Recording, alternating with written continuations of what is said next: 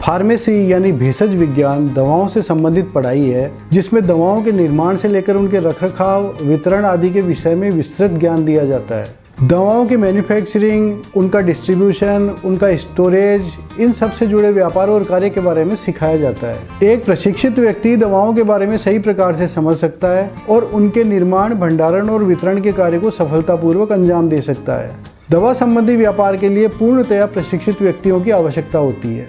दवा के निर्माण, भंडारण और वितरण में सबसे बड़ी भूमिका जिस व्यक्ति की होती है वह है फार्मासिस्ट। बिना फार्मासिस्ट के दवा संबंधी किसी भी कार्य को नहीं किया जा सकता, क्योंकि drug and cosmetic act and rules के अनुसार इन सभी कार्य को करने के लिए फार्मासिस्ट की जरूरत होती है। बिना फार्मासिस्ट की उपस्थिति के दवा के निर्माण, भंडारण और वितरण संबंधी कार्य नहीं किए जा सकते हैं। इसलिए दवा संबंधी क्षेत्र के लिए फार्मेसी की पढ़ाई बहुत महत्वपूर्ण होती है। फार्मासिस्ट बनने के लिए हमें फार्मेसी की शिक्षा लेनी होती है। मूल रूप से फार्मेसी में डिप्लोमा या डिग्री की पढ़ाई करने के बाद में फार्मासिस्ट की उपाधि प्राप्त होती है।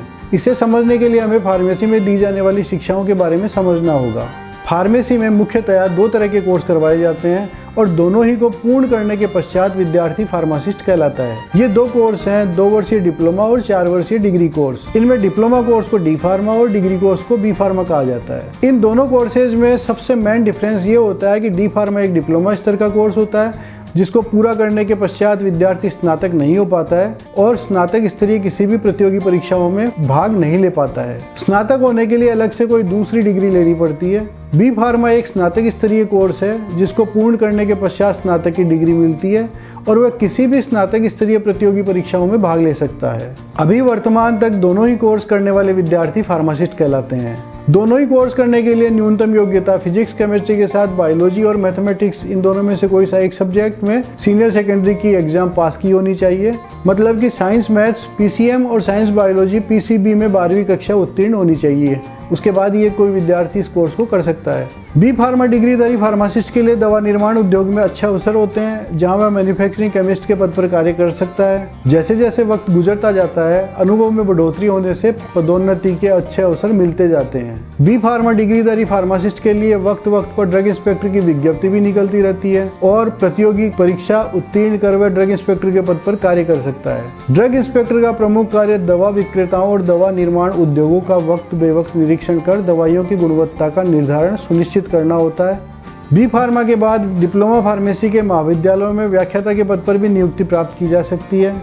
बी फार्मा करने के बाद में दवा मार्केटिंग के क्षेत्र में भी काफ़ी अवसर होते हैं, परंतु इस क्षेत्र में जाने के लिए व्यक्ति में मैनेजमेंट के कुछ मूलभूत गुणों का होना बहुत ज़रूरी है, जिसे बी फार्मा के बाद में मैनेजमेंट में मास्टर डिग्री करके प्राप्त किया जा सकता है। बी फार्मा के बाद में 2 वर्षीय एम फार्मा की मास्टर डिग्री भी की जा सकती है। इस मास्टर डिग्री को करने के बाद में डिग्री फार्मेसी महाविद्यालयों में व्याख्याता के पद पर नियुक्ति हो सकती है या फिर दवा उद्योग में भी अच्छे अवसर प्राप्त होते हैं। दवा उद्योग में मुख्यतया production, quality control, research and development आदि विभागों में अच्छे अवसर मिल जाते हैं। डिग्री और मास्टर डिग्रीधारी व्यक्ति के लिए भारत से बाहर के देशों में भी काफ़ी अवसर होते हैं। अमेरिका में जाकर वहाँ पर फार्मेसी क्षेत्र में कार्य करने के लिए नेप्लेक्स परीक्षा पास करनी होती है। विदेशों में जाकर कार्य करने के लिए जीआरआई, टोफेल, आइलेट्स आदि की परीक्षा उत्तीर्ण करनी पड़ती है। डी फार्मा, बी फार्मा और एम फार्मा के अलावा फार्म डी नाम का 6 वर्षीय कोर्स कुछ वर्षों में शुरू हुआ है, जो मुख्यतः अस्पताल और क्लिनिकल स्टडीज पर आधारित होता है। डी और बी फार्माधारी फार्मासिस्ट अस्पताल में हॉस्पिटल फार्मासिस्ट, समाज में कम्युनिटी फार्मासिस्ट की भूमिका बखूबी निभाता है, जहां उनका प्रमुख कार्य डॉक्टर के प्रिस्क्रिप्शन पर मरीज को दवा वितरित करना होता है। इसलिए फार्मासिस्ट को मरीज और डॉक्टर के बीच की एक प्रमुख कड़ी के रूप में भी जाना जाता है। फार्मासिस्ट दवा के होलसेल व्यापार के साथ साथ रिटेल व्यापार भी कर सकता है। फार्मेसी क्षेत्र में अवसरों की कमी नहीं है, परंतु अगर इस क्षेत्र में कोई सरकारी नौकरी पाने के लिए ही आना चाहे तो वो अवसर अभी कम है। वर्तमान में यह क्षेत्र निजी क्षेत्र के लिए और स्वरोजगार के लिए उपयुक्त है, परंतु परिस्थितियां बदल रही है और सरकारी क्षेत्र में भी रोजगार के अवसर बढ़ रहे हैं। उम्मीद है हमारे द्वारा दी गई जानकारी आपको जरूर पसंद आई होगी। अपनी राय कमेंट करके जरूर बताएं। इस तरह की नई नई जानकारियों के लिए हमारे साथ बने रहें। तब तक के लिए धन्यवाद। नमस्कार।